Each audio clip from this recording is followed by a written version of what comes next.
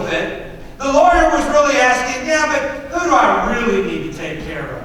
Who do I really need to reach out? Who's the powerful person that I can aid and help out that I get something back from? Who's the religious leader that I can help out, that I can get something back in return? You see, his idea of mercy was, if I do something, I'll receive something. But that's not the way Jesus did mercy. Y'all remember the 10 lepers that Jesus healed? 10 of them came to him, said, have mercy on us. He had mercy. He healed them. He said, now, go be examined and then go to your families. How many of the lepers came back to him? One. Does that mean Jesus unhealed the other 9? No. Doesn't mean that at all. It means that Jesus showed them mercy. He helped them out. He did not expect anything else in return. And that's what he calls us to do. When we share mercy with somebody else, do not expect to get repaid for it. Do not expect to say, well, now you owe me one. Anybody ever heard that phrase before? All right, but you owe me one. See, we're not called to take a debt of somebody else when we do something for them. We are called to do it of a joyful heart that we see that we're just simply helping the person. Well, I'm going to help you if you'll come to church. Amen? And sadly, that's the mentality of a lot of churches today. We're going to do ministry, and we're going to go out and we're going to help the homeless, but the homeless, y'all got to come to us. Y'all got to come back to church with us. We're going to help you. Well, we're not seeing any increase in attendance in this ministry, so let's scrap the ministry. Anybody ever heard that before? It's a conversation that has happened in so many of the boards of so many churches. Well, if we're not seeing a return of people coming to the church on that ministry, then let's scrap the ministry. Totally negating the fact that that was a ministry of mercy. Something that God calls us to do. To be merciful and expect nothing in return. So Jesus kind of decides he's going to set this lawyer a little straight.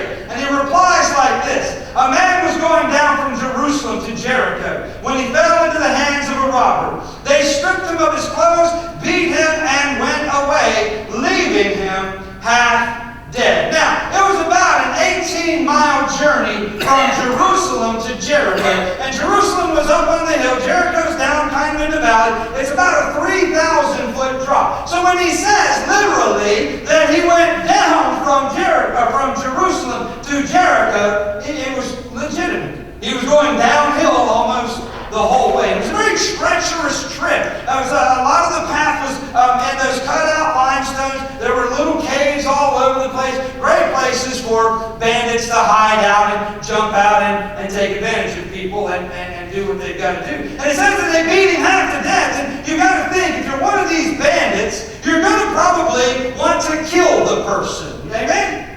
You want to kill them because then they become an eyewitness. And the punishment for being a robber was exactly the same as being a murderer. They would be crucified. So they had a motive for killing the guy. They wanted to kill him so that he could not testify against them. But here he is. He's beaten up and he's down there and he's all sore and he's having a hard time. And Jesus goes up with the story in verse 31 and he says, a priest happened to go down the same road, and when he saw the man, he passed by on the other side. Well, for us, that's kind of odd, isn't it? For us, we look at that and we go, well, why would the priest, go to the other side? Shouldn't that be the first person that runs up to them? Well, if it was a dead guy, in the Jewish tradition, they would think that if he went over and did anything with the dead guy, that it would defile him. Matter of fact, they stretched it so far that if his shadow fell on the dead guy, that he would be defiled and would have to go through this whole cleansing ceremony and everything. That he wouldn't be able to do his job. And I always kind of rebut that in this story when people use that as the example. I always look at it and I go, yeah, but look at the story. He was coming from Jerusalem to Jericho.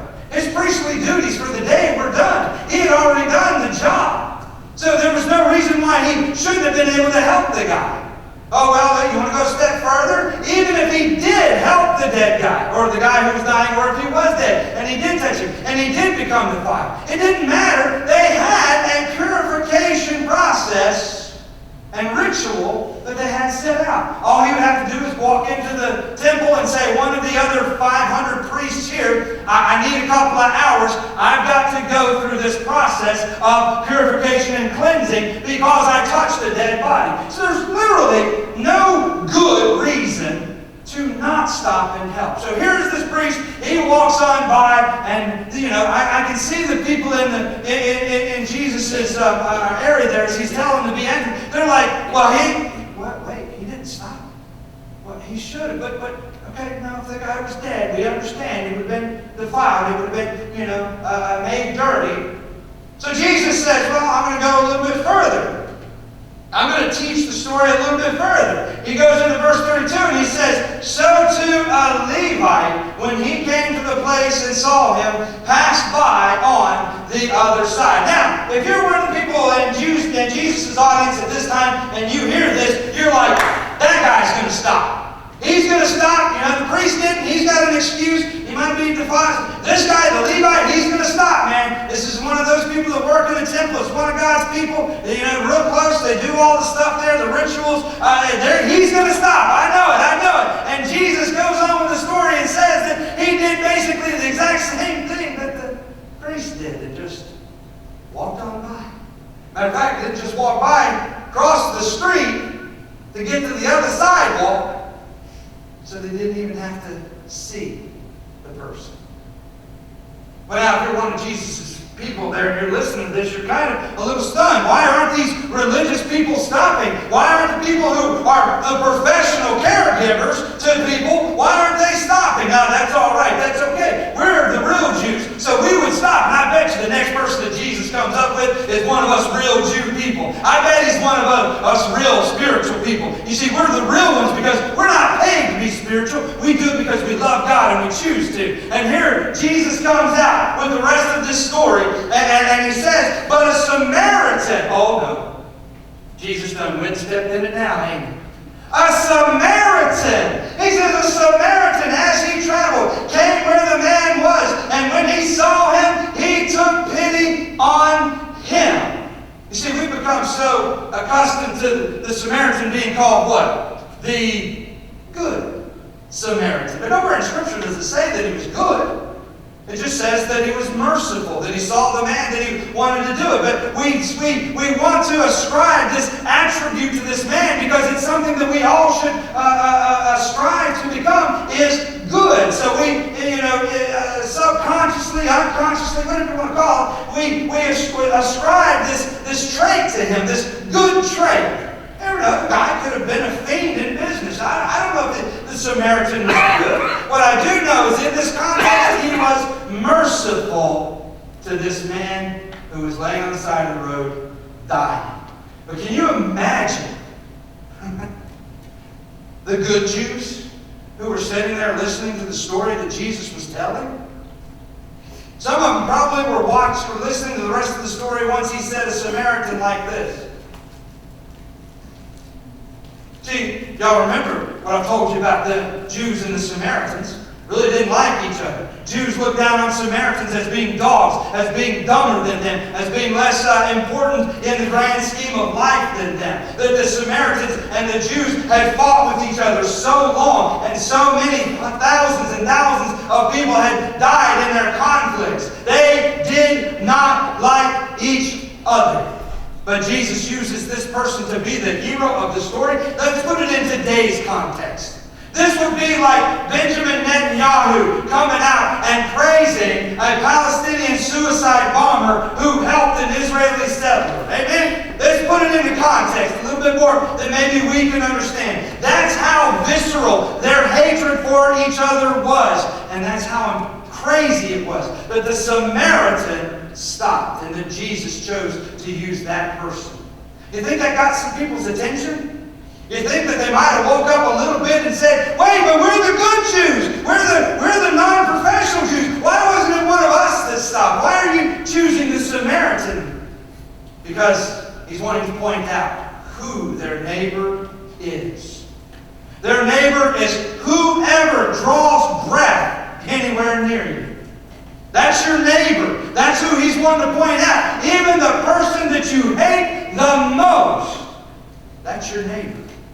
And your neighbor can be charged with taking care of you at any point in time. Oh man, these good Jews that he's telling the story to, they start wigging out a little bit. I can see the smoke coming out of their ears. Why is he using this guy? Why this, why that? Instead of hearing what he was saying, they were more worried about the context that he was using and the people he was using in the story. Instead of hearing that to be merciful means that you don't pick and choose who you're merciful to. You show mercy to everyone you come into contact with, whether they be on the side of the road or whether they be, whatever else, fill in the blank. We show mercy to one another just as Jesus shows mercy to us. Jesus takes all of this into account when he's telling this story. And he's looking for the hardest person from the listeners to regard as a neighbor, and he found it in the Samaritan. He goes on with the story and he says, he went to him and he bandaged his wounds. He poured on he poured on oil and wine. Then he put the man on his own donkey, took him to an inn, and took care of him. The next day he took 2 silver coins and gave them to the innkeeper, looking after him. He said, and when I return, I will reimburse you for any extra expenses you may have. There's a few points to consider in the actions of the Samaritan. Things that I want us to look at and kind of take to heart. Number one, he probably had to use his own clothes as the bandage. He wasn't a paramedic, wasn't an EMT. He probably literally had to tear his own clothes, his own possession. And they might have been decent clothes. And he had to tear them in order to make the bindings for the wounds. Well, man, that might have been a really nice coat he was wearing. Might have been a really nice tunic that he had on. But he tore them to make the bandages for that man anyway. So he gave up something important to himself, his clothing. The second thing we look at is the oil and the wine. They would be the traditional treatments for an injury. Oil to soothe pain and wine to clean the wound. The third thing we want to look at is that he placed him on the donkey. Now, placing the man on the donkey would slow the whole process down. It would take them a little bit longer because he would be walking, having to hold the man on the donkey, keep the donkey moving slow so he doesn't fall off. Every time he begins to lean or tilt, you got to stop the donkey, set him back up straight, and hold on to him. Right through the middle of this area that would have been a treacherous journey, he is now slowed down even more. Somebody jumps out of the bushes, he can't hide. He's got a man and a donkey, and if somebody jumps out, he's stuck there. So he's now heightened the danger of the situation that he's in, but he takes no mind of it.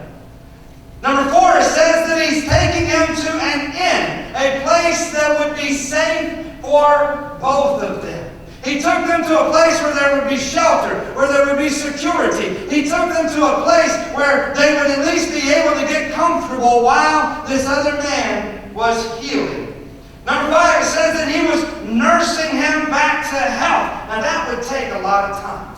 How many of y'all ever nursed somebody back to health after they've been hurt or they've had a surgery or they've been injured or something? Show of hands, how many? Put them up high so everybody can see. All right. Having to nurse somebody back to health takes time. This man stayed there that whole night tending the wounds of this other man. It wasn't taking to the inn, drop him off and say, here's some money, you deal with it. He stayed and tended the man's wounds. The really crazy part is, when he got up the next morning, he probably tore more of his linens, made more bandages, went down to the innkeeper, said, here's 2 silver coins. Now, the normal going rate for a one-night stay at an inn like that would have been 1/12 of that coin. 1/12 of that silver coin. He said, here, let him stay as long as he needs. And if he stays beyond the 24 days that these 2 coins will take care of, I'll settle up with you later. I'll be back through town. I'll stop back by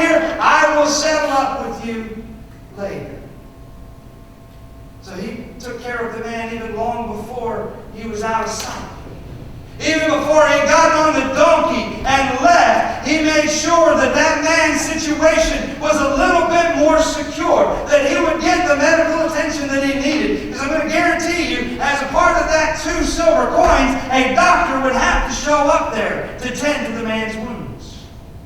So he made sure that he was taken care of, even beyond the time that he would leave. He goes well beyond what any of those listeners in Jesus' time would have expected from anyone except maybe a family member. And some of us, we got family members, wouldn't even go that far in caring for us. Amen?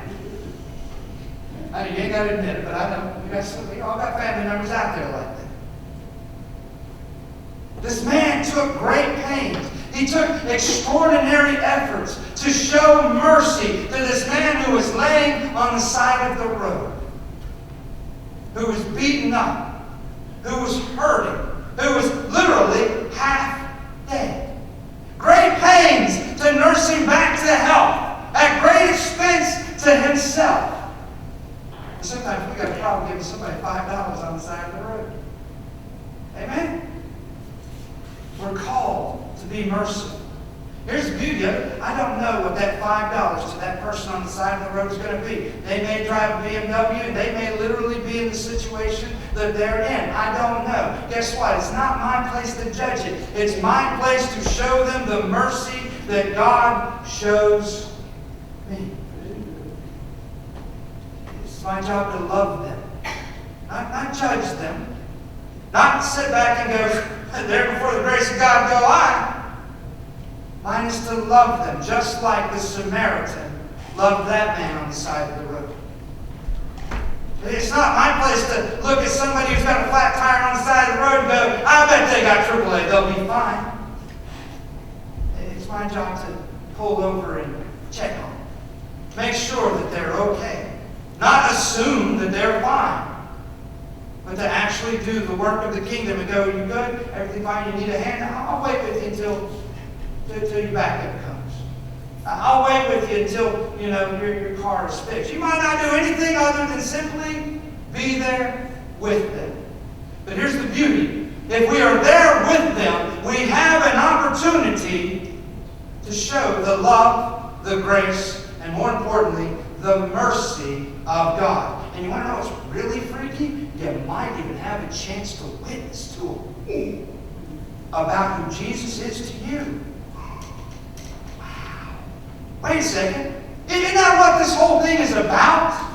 Isn't that why we come to church on Sunday? That we would learn how the best way to maybe speak to the people outside of our little group here? The best way to maybe share Jesus with them, that they might have the same relationship with Him that we have, that they might be forgiven. Well, the only way we do that is we are involved in their lives.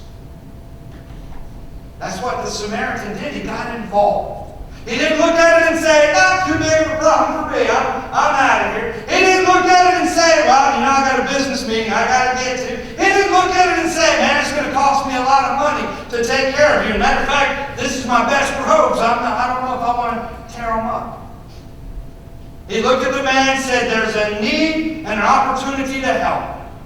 I have the ability to fill both of those. How many of us have the ability to fill a need and an opportunity in somebody else's life? I mean, really. How many of us have the means or the knowledge or the ability or the skill to do just that? To help out somebody who's in another situation. Somebody that's stuck in a bad situation. As he goes on with that, he goes on with the story and he asks a question. Kind of the question that I'm kind of around about asking. Which of these three do you think was the